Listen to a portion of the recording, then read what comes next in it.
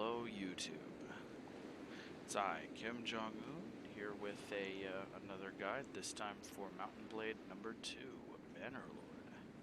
And the focus on this one is going to be on the smithing skill. Smithing was introduced as a new thing for those of you who are familiar with Warband and the other, Mountain Blade games. To start getting smithing, you go to the smithy at any town. All towns have them. And you'll see this interface. And this interface basically is broken down into different aspects, and I'm going to go over each one. Number one, this. This is the difficulty. In order to get a weapon, you have to meet the requirement difficulty. Okay, if you don't meet the required difficulty level, then you can't produce it. Okay? Pretty self-explanatory. Down here we have the materials, and throughout the travels you can reset or pick up all of these, pick them up, make them, craft them, etc. Okay? You start off with iron ore, which you can basically get in several locations. For example, we go, let's see where we spawn at. Alright. So, up here by Grissego's castle, you have Vithea, produces iron ore. Let's see, I'm trying to remember if this one does play. But every nation basically has one or two iron production facilities. And so what ends up happening is you go there, you buy it, generally for a discounted rate. In the event that you do not want to go there, you can go into the trade menu, and you can find it in here. Right here is 38. So it adds up quickly, especially considering the amount that you need. Okay. Now moving on back to the smithy, we have crude iron. This is refined iron that you get from here. Okay, and I'm going to go over this in a few seconds. Then you have wrought iron, which is basically that's been poured into a mold. Iron that's been worked. Steel, which is high carbon. Fine steel, which I'm assuming is like high quality steel, high carbon. And then Damascus steel, which, if I'm not mistaken, is actually a play on Damascus steel. Damascus, etc. Just an interesting thing. Hardwood is your primary source of charcoal, and you can basically pick this up in any town or follow it up with the same thing. You can go back to the overworld menu, find a town that produces it, and you can usually find it for 14 to 25 gold per piece. Okay. Now, smelting. I'm going to start off with smelting. Now, I don't have any swords because I just started this campaign due to a hotfix that just got applied. Basically borked my other saves. So anytime that you find a weapon in the game, or for the sake of whatever, you buy a weapon and you no longer want it, you can bring it into here, and for the cost of 1 charcoal, you can smelt it down to close to what it costs to make. Now what I mean by that is it'll give you roughly, let's say it costs 5 iron to make, you'll get 4 iron back. If it costs a leather or something like that, you might get hardwood back, and so on like that. So you might get 4 iron and a hardwood, or so on like that. Another benefit that this gives is that it actually allows you to learn blueprints. Okay. And so with a blueprint, it allows you to unlock. Oops. It allows you to unlock these. If you notice, each and every one of these is locked, except for this one. Now, you unlock these in 2 different ways that I'm aware of as of right now, and this will change more than likely because I've already seen a lot of complaining about it. But you unlock it through smelting swords, weapons, whatever. And based on what I've noticed and conducted numerous tests on, what you have in order to unlock it is a small chance per item that you smelt down, as well as amount of XP. And this experience basically goes towards different tiers. So you have like tier 1, tier 2. So you have a chance of unlocking, basically you have a chance of unlocking items of that tier if you smelt an item that is of equivalent tier. For example, you see how this Norse hatchet has weapon tier 2? It has a chance of giving you experience towards a tier 2 unlock. It's not a guaranteed thing, but you get enough experience in it and you'll unlock something. Okay, let's go back here. Refining. Now this is where you're going to spend most of your time and stamina, and the stamina system sucks. I'm just going to be honest. You can basically smelt between 5 and 7 things, 5 to 10, however many, before you quote-unquote are tired, is what it is. Smithy stamina, yeah, see, right there. Okay, now, in order to start, you get 2 hardwood, 1 charcoal is the product of that. And you have other perks that allow you to get more charcoal for it. I'm going to go over that in a second. Okay, so you got your charcoal iron ore. It produces crude iron, which is basically just a lump of iron. Charcoal, crude iron, wrought iron, charcoal, wrought iron, iron. Then charcoal and iron turns into, you guessed it, steel. Okay, I have yet to be able to make the masculine steel. So I don't know if that's an aspect that's in the game or if you can only get it from melting down stuff. Okay, let's go back and look at this. Let's see if they got me.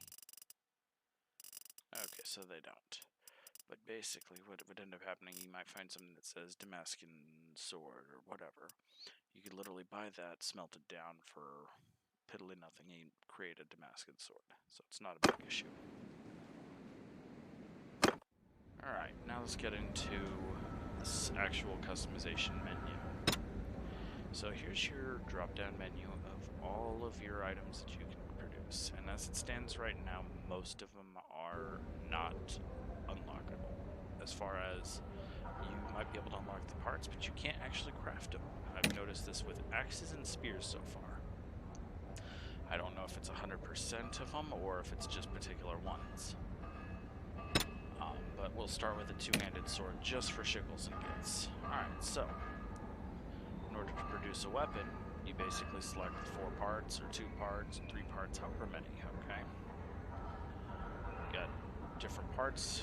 This one, for example, and you can see each one has particular stats associated with it. So, for example, we have a reach of 109, base, weight, swing speed, etc. Okay, damage, what? You can continue to switch out each one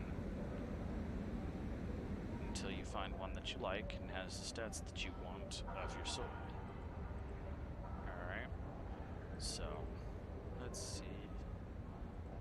Just for the sake of doing it, we'll start with... Oh, that's interesting.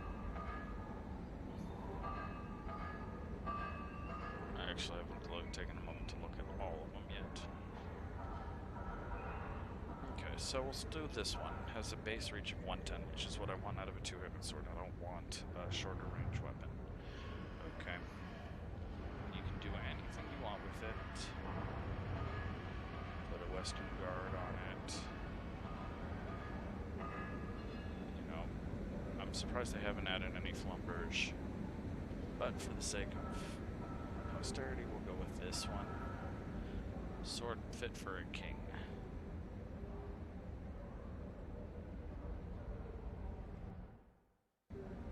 Alright. Do this one. Alright. Alright, so we have a basic sword here. Now, let's look at this. It takes 170 to craft this. Requires 4 fine steel, 2 steel, and 1 charcoal to make. Oh no, this is a pretty cheap weapon. And it's not bad in the stats department. 110 reach, relatively fast swing speed, decent thrust damage, good cut damage, decent handling. Okay, how can we improve that? Okay, so let's go here. Now, we've extended our blade length. Didn't change the amount of materials required, but if you notice, the weapon is now a lot longer with 120 reach. More damage, 120 damage. Less handling, less swing speed. You can offset this by increasing or decreasing the sizes of various parts. See the cut damage? Increases the cut damage, but slows the speed. Same thing with the handle. You can make the handle super short, hand and a half style, or go super long, Zweihander. Or Zweihander, sorry. And it all depends on what you want out of it. Even the pommel has something to do with it. So if we were to max out on size every aspect of this weapon, okay, it would take a difficulty or smithing skill of level 206 to craft. And in order to get this, you have to unlock all of these parts. Now this is a solid weapon. Now you're probably wondering, how do I unlock, or not how do I increase my smithing skill? Okay, so we're going to go in here. We're gonna buy a couple of, they don't have any hardwood actually. Okay, that's cute.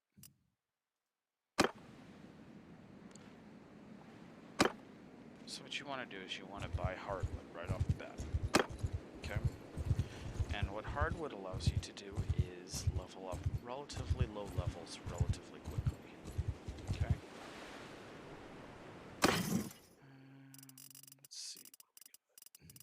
There we go.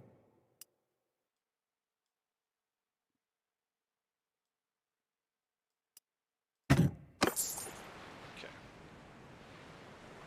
Now before we do that, for the sake of getting into detail on that, we're going to go to our character and look at the skills. Now right here is the smithing. Okay. If you notice, I have it 3 points in it right now. 4 points now. And what this does is from this point to this point, you get more experience than if you were to just do it by normal. Okay? And each time you hit 25, 50, 75, 100, 125, 150, and so on, you get to choose one of these perks. Okay, and the perks are pretty good. You got Efficient Charcoal Maker, which is what I recommend most new players pick, because what this does is this allows you to manage your charcoal production. And charcoal it catches up to you really quickly in terms of cost. So for the second, pick that.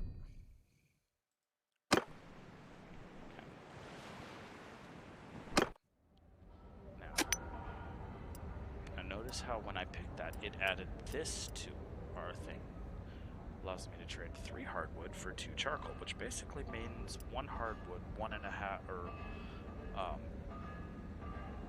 yeah, you basically get 1.5 charcoal per wood, or vice versa. Sorry, 1.5 hardwood turns into 1 charcoal, which is relatively good, especially considering we go and look at this.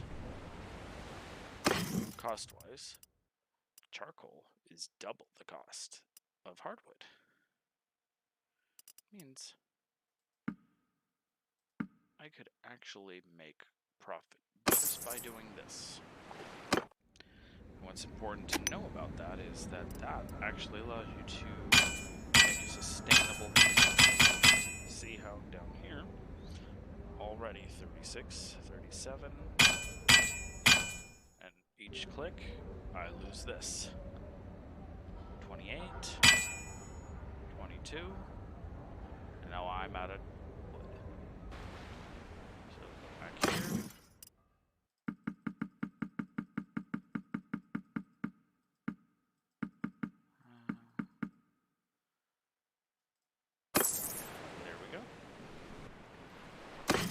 So in total, just by doing that, we made a whole 57 gold, which doesn't seem like a lot, but we've already managed to increase our level and get experience. So, not a bad way of making money. It's not, you know, infallible in any way, but it'll work.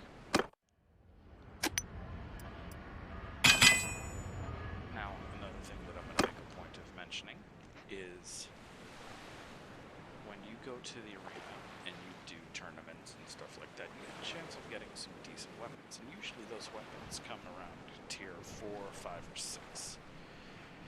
If you are able to get those, you are able to actually break those down and unlock higher level parts early on in the game. So I highly recommend, rather than just keeping on to that Dawnbreaker or that Knight's Fall that you get, that you take a moment and consider if you want to be a smith and make some much better weapons. Use those to unlock it. You can always run more tournaments.